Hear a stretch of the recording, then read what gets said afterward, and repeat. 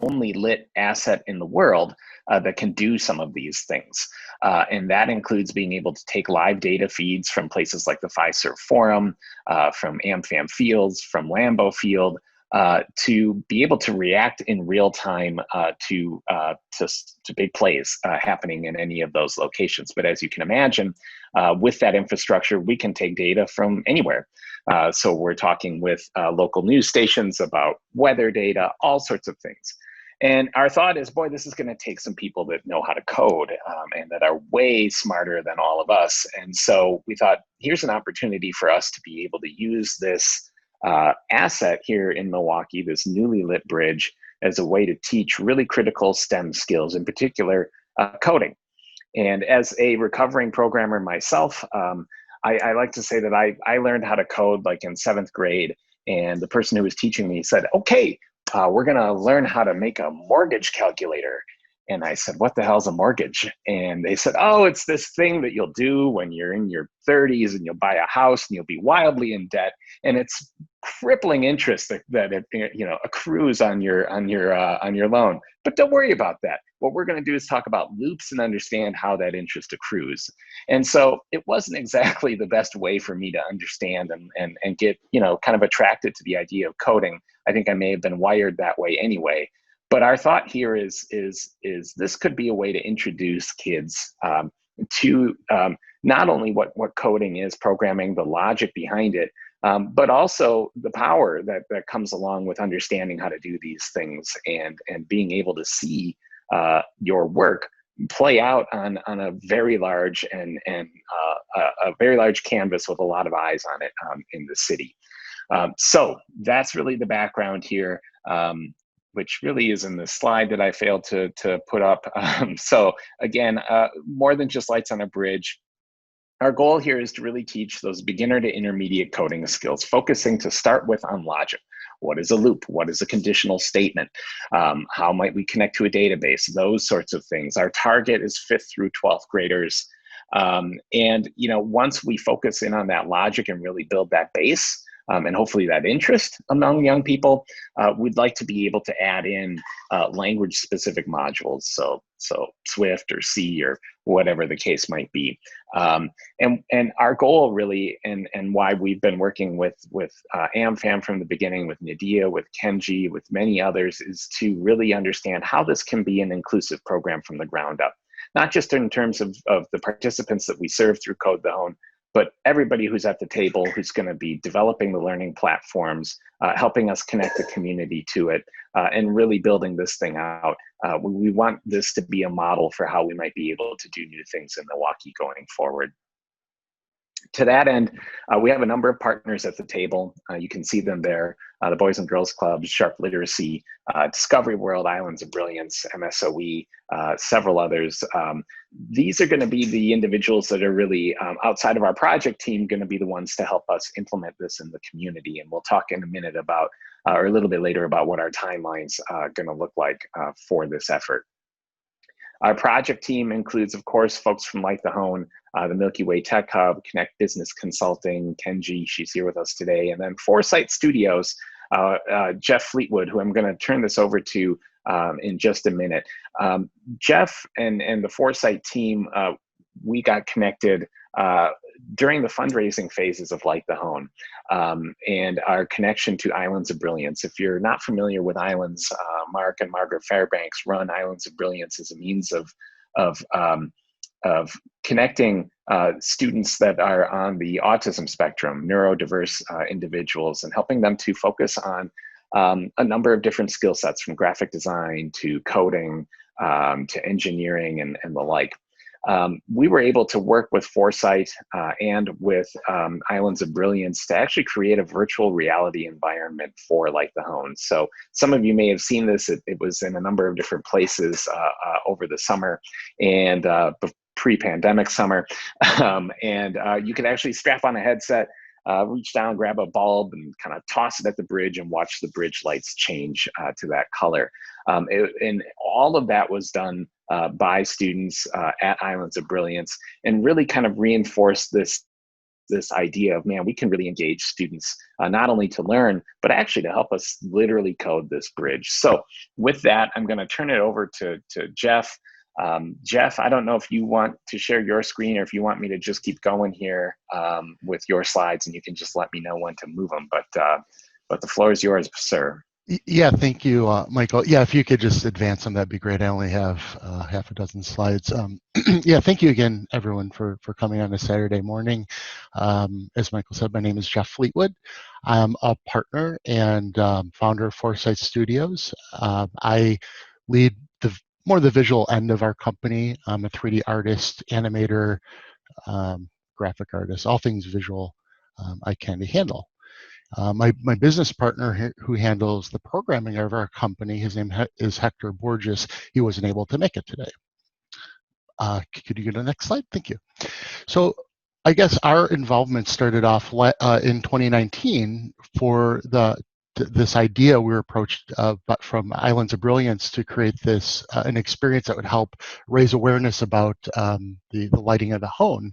And we came up with this idea called Light the Hoan in virtual reality. And this is just a shot of us at the actual Hoan bridge when we were there taking actual measurements.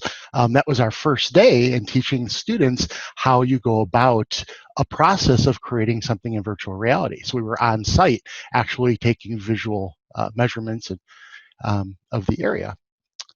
And next slide. And so over the course of 6 days, we worked with students who had never done any of this before. They'd never done any, some had some 3D modeling experience, but for the most part, they never did any of this. And that's hard enough, but all of these students were also on the autism spectrum, higher functioning, but still on the spectrum. And so that presented its own challenges. But in 6 days, 3 days, 1 week, 3 days, another week, we pulled it all together. We made an experience that allowed you to select a button which would make a light bulb of a color, and you'd grab that with your hand and place it on a pedestal, and lo and behold, the Hoan bridge would change its color. Next slide, please. And so we took that idea around 2019. We went to Makers Fair, Fall X, and a number of other fundraising events, and just showed it off. We connected with the community, and you know, in our own little way, gave some support to the bridge. And I think it's important. What we learned in this is how you could work with the community and create something, and they'd never done any of this before, and we're able to pull something off. That was really exciting. Next slide, please. And so our relationship with Islands of Brilliance kept going from 2019. And I would just like to point out as a little something I'm very proud of from our company standpoint. The end of 2019, we actually created a virtual reality prototype for the Holocaust Museum in Washington, D.C. We developed that here in Milwaukee, and then we're in DC with the leadership of the Holocaust Museum to create a prototype experience. And that was right after we did the VR experience with Islands of Brilliance. Now in 2020, this new world we're having to live with, and through our partnership in 2019, we actually led the Digital Academy team over 2020, where I led the 3D modeling and animation, and my partner led the programming. And together with students, we created a video game, their first video game. And they learn how to model, how to program, how to design, all aspects of what that involves. And so here we see the Builder's Paradise Sandbox game, which is what we created this past year. Just a simple place where on an island, you can pick an island and you can go through and pick out of hundreds of characters that these 3D modelers made over the course of a year. And that was all done maybe by 6 3D modelers, made probably about 100 3D models over the course of the year. And you can place these all around in the sandbox of a world.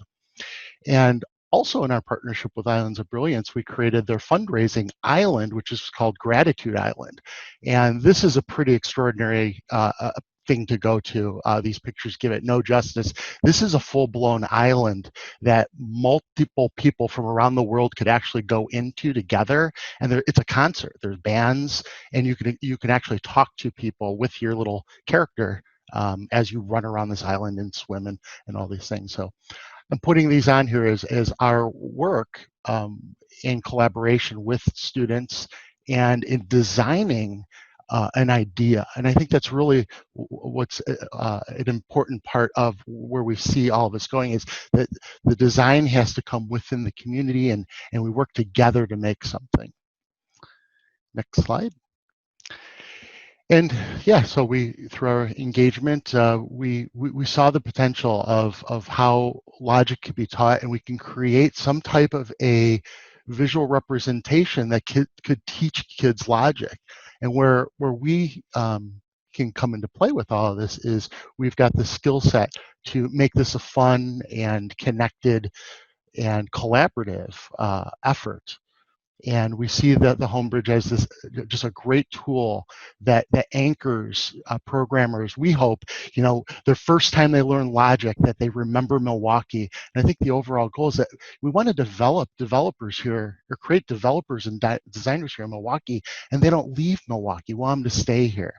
And I think in some small way that the Hoan Bridge can help with the anchoring of that idea by using it as that simple tool that teaches logic. And this logic, as we keep talking about, can be the simplest of things, of changing the colors on the bridge, making some different patterns. And as Michael said earlier, we've met with Philips, and I think it's the Signa team, whatever their partner team is. And so we understand. Signify, thank you.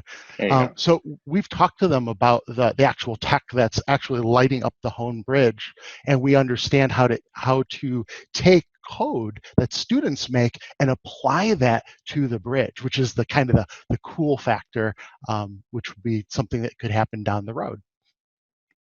And with that, and thanks, Jeff. And to build on that, just earlier this week, I was talking with the person at the Empire State Building who runs the lights for the Empire State Building, and she was telling me and just kind of giving me some background, and I wanted to understand the processes they use to take on the requests that people have to change the colors and lights. And we've been getting inundated with those requests here in Milwaukee, so we want to have a process and understand some best practices. But in that conversation, I had mentioned Code The Hoan, and she stopped me like straight in my tracks. She's like, "Wait, what is that?" And I started telling her about it, and she's like, "Man, that's incredible. We should be doing that in New York City. We need STEM skills here too, just like everybody else." And she's like, "What a great experience." So now we're talking about, could what we do here in Milwaukee start playing out on assets across the world? Signify and Philips have lit everything from the Empire State Building to the Bay Bridge in San Francisco, to the London Eye in London, and all major assets around the world. So the opportunity for our kids to learn a technology here, beyond coding, but could actually help light some of these iconic assets around the world is a pretty cool thing to give kids a chance to do. And again, starting here in Milwaukee. So with that, I want to kind of walk through some of the nuts and bolts, and just in the interest of transparency, give you a sense of what needs to happen before we can really get started. And like most things, it requires some budget. We've been working with Nadia, Kenji, and Jeff to kind of establish a budget for what it's going to take to do this. And that budget is inclusive not only of the development of the platform, but of hiring probably a team of Jeff, about 8 to 10, maybe 12 individuals to actually build this thing out. And so that's where one of the areas that we need help is getting connected to the folks here locally who might be able to help us do that. So that budget includes building out the project team, working with Nadia to sort of project manage this project, this whole effort, and Kenji to ensure that the community partners are at the table to support this effort. That'll also build out the curriculum itself, the overall support for the effort, and launch the pilot of this, which is to include that initial sort of logic, kind of basic understanding of how programming works, and then build from there. We do have some funders at the table. Johnson Controls and Northwestern Mutual have been our first partners that have written some checks to help get this thing off the ground. Those are companies like many others that we've been talking to for years about Light the Hoan and the idea of Code the Hoan. And who now have seen the lit bridge and see that this could actually come to fruition and are really right there first up at the table to help make that happen. And we're hoping to bring others to the table as well.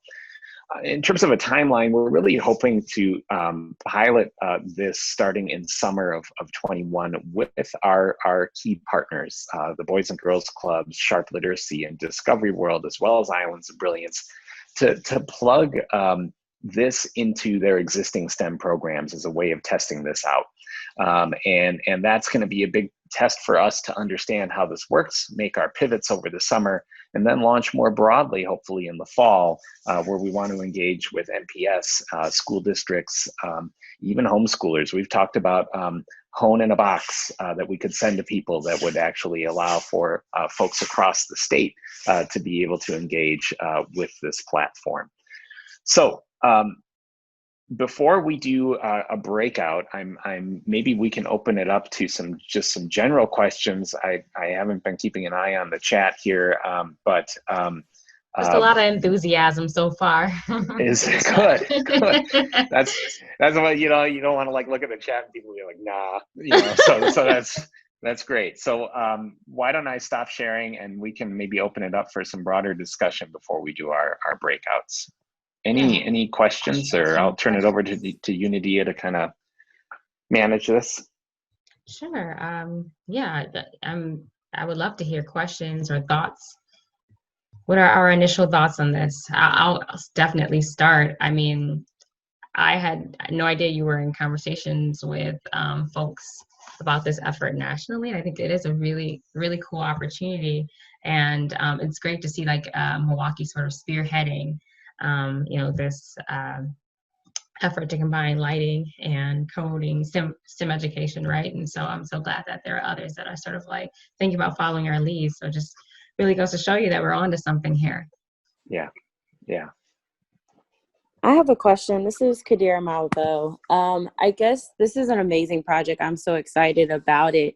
I guess what are the age groups that we're targeting? I know you mentioned like the high school, maybe I missed it as you're presenting, but I wonder how are we going to funnel that tunnel of students, right? I know they're all at home learning and we don't know how long that's going to last, right? And I know you said summer, but is it going to also be virtual? I'm just thinking out loud here. What are your guys' plans there? Yeah, that's a great question. So our initial target is 5th through 12th graders. And, I don't know that that's a hard and fast rule for us. We're kind of starting there as an initial point to work with kids. The program itself will be fully online and virtual. The question then becomes is how might it incorporate into the classroom to have both when students are in the classroom again, to combine both the in-person instruction along with the virtual components of Code the Hoan. And one way we've actually talked about that, we've had some conversations with the Bucks, for example, of saying, okay, so these lights can react when, Giannis has a huge play, a big dunk, whatever the case might be. So what if we could get Giannis over to the Boys and Girls Clubs, working with a bunch of kids to say, okay, what should the bridge lights do when I make a huge play? And get kids engaged with folks and Bucks and players that they might not ever have a chance to connect with in the way of programming these lights to respond to a play. So that means that those kids then could go down to the bridge and see that play out and know that they had a hand in actually making that happen and have an opportunity to work with some Bucks players too along the way. So those are some of the ways we've talked with MSOE about. They're looking at a program to take MSOE athletes into MPS classrooms to teach them about engineering. And so we're saying, could we tie Code the Hoan to that, where they might pull up a Code the Hoan learning module as these MPS or MSOE athletes are in an MPS classroom, and they're teaching kids how to code as well. So lots of opportunities, I think, for engagement, both within existing education frameworks as well as new ones we might stand up on our own. Yeah, no, thanks for answering my question. I guess a follow-up on that, are we also looking at, I guess you guys looking at volunteers from the community, as in coders are maybe not experts themselves, but people that just want to get their hands on and help the students learn. I come from a computer engineering background, so I was so with you with the how the teacher presented it to you. Yeah. I learned it in probably, I want to say, ninth grade, but the way it was taught to me, I was like, I wanted to be interested, but it was school, Yeah. right? Right. It's funny you bring that. So we've had, I've been trying to get back on Apple's radar. We've had a couple of conversations with Apple, and Apple had or has a program in Chicago Public Schools called Everyone Can Code, and it was a partnership with Mayor Emanuel at the time and Apple, and they basically incorporated coding into all aspects of curriculum within Chicago Public Schools. And they said that it was kind of a miss, they thought, or it wasn't as popular or successful as they would have hoped, because it just felt like another unit within an existing class. To your point, it wasn't anything that got kids excited about coding. And when we told them about Code The Hoan, they were like, that's where we might be able to actually get kids excited and really play out a model. So we're trying to get back on their radar. Your other question about volunteers is spot on. So at the Commons, for example, my day job, we have over 500 industry volunteers and mentors that are working with us to work with students. And we've really come to understand the importance of that. We've talked with Mentor Greater Milwaukee to also come to the table for the Commons to actually teach people how to mentor. To say you're a mentor is one thing, to actually understand how to really be an effective one is another. And so I think that there's an opportunity there to bring them to the table in this as well, to really understand the importance of mentoring and how to mentor these kids, because I think that's going to be a really important step in this. Absolutely. Yeah, most definitely. I agree. Thanks for answering my questions. Appreciate it. You bet. Thanks, Kadir. I see Antoine's got his hand up. I don't know how long your hand's been up. Not that long, but good morning, everyone. And Morning. I think I met Michael at a high tea at Icy Stars last year. That's right. Yeah. How are you?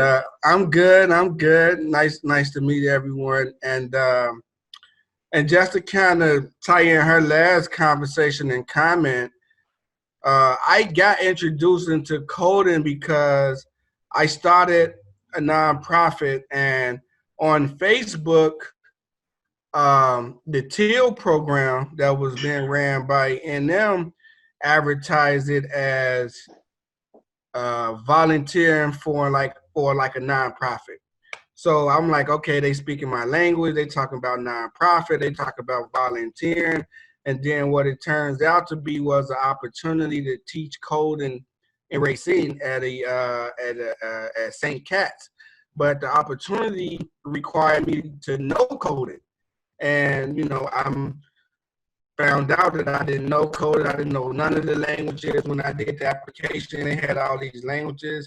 And I was a little intimidated because I'm like, well, they're not talking to me.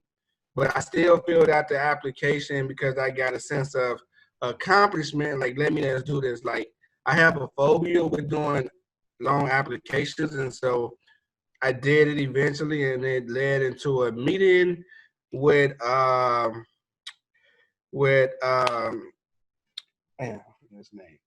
guy from NM. They was in Racine, and I met him down at NM, and come to find out, he put me into contact with Icy Stars to learn coding. And so now when I hear about this particular opportunity, it brings me back like in a volunteering role and mentor. It kind of just renewed my passion to try to get in. And I can say some of the kids can probably teach me, but I am willing to get in there. And Sure. get involved. Well, I think, it's one of those things where everyone can fit in. We can find, a place where you might be able to volunteer. And I'm really big on sharing journeys. And so everybody's journey is different. Mine's in computer science was certainly not linear. I always tell folks I started in, I think, my sophomore year of college, and I was majoring in international politics at the time. So it's a pretty big pivot, right? So everyone's story is different, but I think when you share, that's where the your power is in your story, because then you're able to sort of tell the young folks like, hey, you can do this too. I started late, but you're getting a head start and things of that nature. So just sharing your story in general would be helpful. And I think there's just always, like I say, with the Milky Way Tech Hub, it's an all hands on deck effort. You can fit in where you can. Thank you for sharing, Antoine. Any other questions before we dive into breakout rooms? Michael, I'm really I'm enthusiastic, particularly when you mentioned getting MPS and kids involved in the fall. That's obviously a passion of mine. Also, I can see, and what do you think of the possibility of literally lighting up all the bridges, the entire length of the Menominee Valley, and allowing them to even be in sync, and things like that, and like the one around Miller Park. Well, it's not called Miller Park. What is it called? AmFam Field, whatever it is. Lighting up when somebody hits a home run or something like that. I don't know, whatever. So that's, I can visualize that. The other thing I was going to ask is, have you been involved at all or connected with the people who did the Shorewood Ghost Train? Yes. Yeah. One thing that they included at the time, although they apparently turned it off, is sound. And so I'm kind of looking forward to maybe somehow figuring out, I realize the Hoan Bridge is massive compared to the Capitol Drive Bridge, but to be able to include sound in there, and then, there's all kinds of opportunities for programming there too. So anyway, just some thoughts. No, I love those thoughts, Joe. And we've talked about, lighting up all the other bridges, even along the river as well. We're a little tired after lighting this one, but we might get some energy to to take those on. The other thing on sound is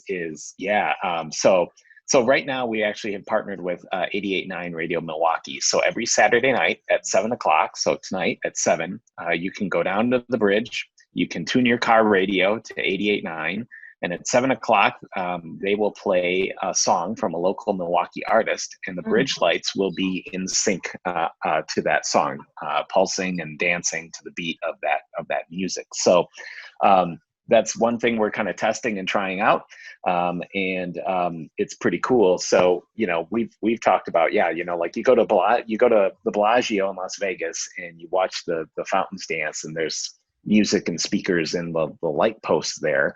That is all a possibility, assuming our friends in the condos nearby don't mind too much. But yes, it's definitely something we're looking into, and the technology and the capability exists and is already implemented actually. So great ideas, Joe.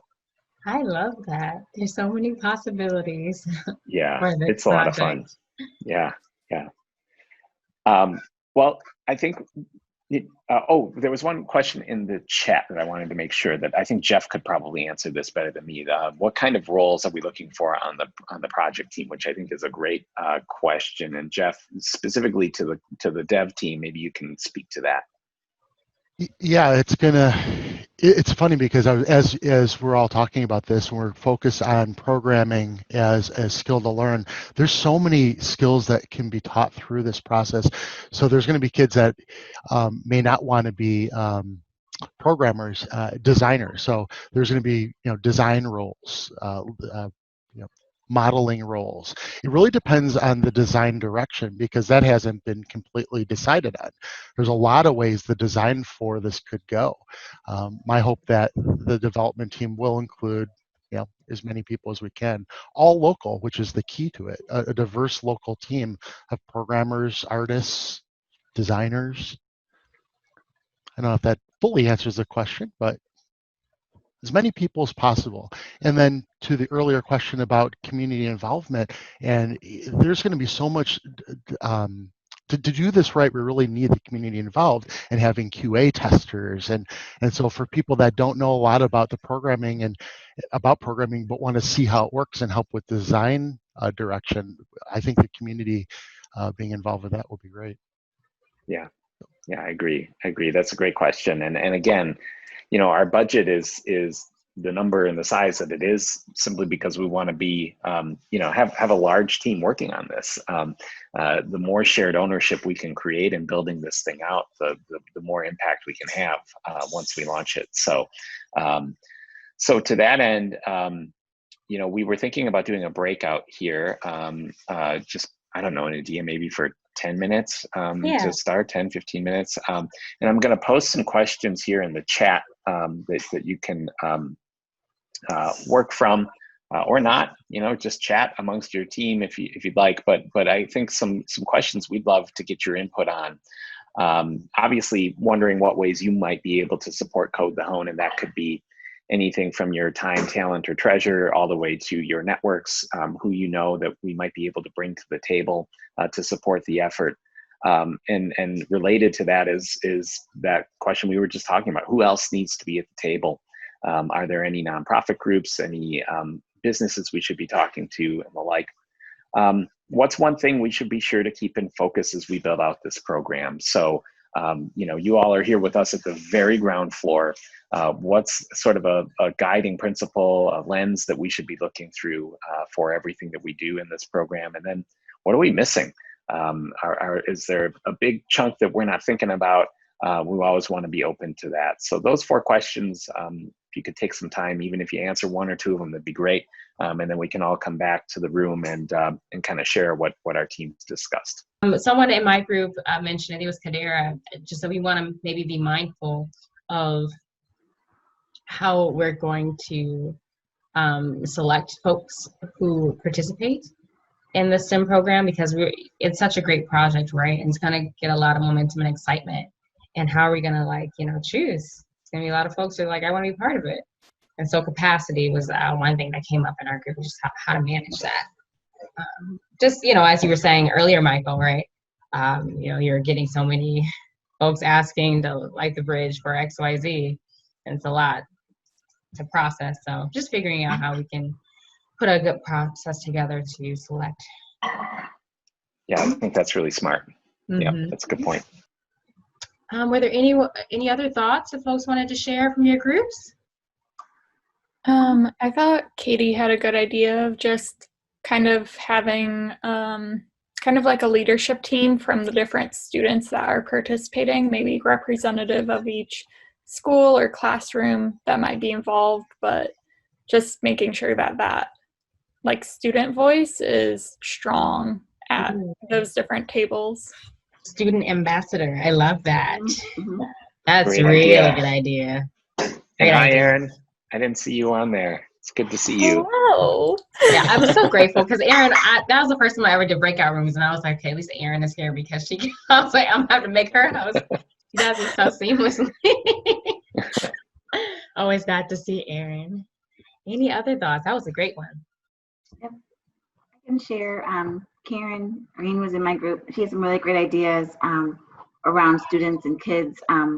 One was, pipeline, so as we look at kids like in industries, so how do we use this to help with pipeline? And then also for those AP students in high school who need something else, can they learn how to create apps or do other programming based on this too? So for those rock star kids who need, something else, or even like an intern. I think somebody else too in my group, I think Lori was in there too, and she was like, internships for kids. So can Code the Hoan provide internships for kids as well?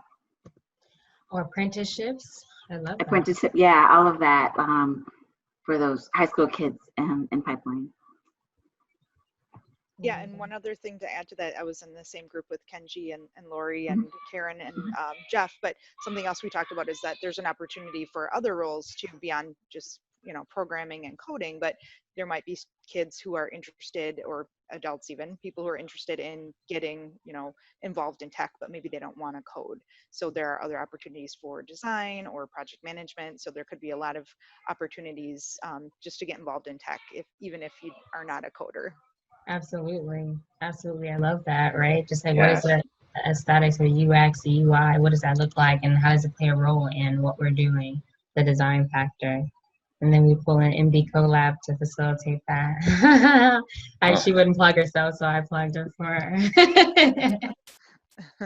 Yeah, we would be happy to help facilitate anything, or even if, you know, we need to do some kind of design thinking sessions to just kind of figure out what we need to do. Yeah. We'd be happy to help. Yeah. Awesome. Any other thoughts?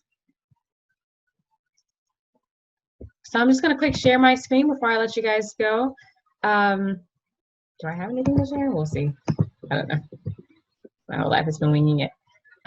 So if you were not able to participate in last month's meetup, it was a little bit different format. We had a panel and breakout sessions for that one, but it was hosted on a Thursday, and it was data equity in Milwaukee. Andrew's no longer on, but I'm pretty sure we recorded it, and so the idea is that we'll be sharing the recording in our next newsletter.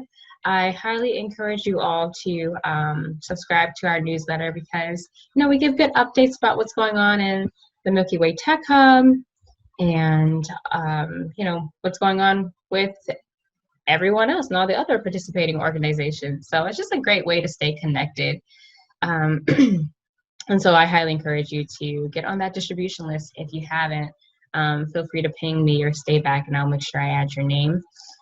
And I also just wanted to say again, a big, big thank you to all of our partners. Yes, Sherman Phoenix, American Family, MKE Black, Brilliance Business Solutions for being here from day one. Alchemy Angel Investors, the Penrod, and so many, many more. Code from Milwaukee. We put on a lot of great programming. We've been able to make significant impact. We've definitely, I would say, picked up our momentum this year rather than slowed down. And I think it's because, I know it's because it's just a community collaboration, right? And so I just, I will encourage you to continue to find efforts to have your organization partner with the Milky Way Tech Hub so we can continue to bring programming and, you know, help with our STEM education, entrepreneurship, and community pillars. The idea is not just to, you know, brand Milwaukee as a tech hub, right? I mean, that's great. But, you know, we want to make sure that we're making that impact. And so racial equity is at the core here for us. And we want to make sure that we're bringing about equitable opportunities. If we're creating more jobs, then we're, you know, creating equitable opportunities in that space as well, right? And so that's really what the Milky Way Tech Hub is all about. And so keeping that in mind, please reach out if you guys have any sort of questions or queries or want to figure out how to partner with the Milky Way Tech Hub. And as it relates to Code The Hoan, you all, I hope, see the amazing possibilities here. This is another great project that we are looking forward to executing on in 2021. And so we'll definitely be reaching out in a more formal way for folks to sign up or to help or volunteer. And of course, if you know if your organization, your current employer might be interested in fundraising or donating funds rather, we would be open to that as well. I think Michael shared earlier, we're raising about $250,000 if I'm correct. And so, yeah, it's a big project and it's going to take big money, but we can pull this off together. So please let folks know that we're fundraising and to send them our way.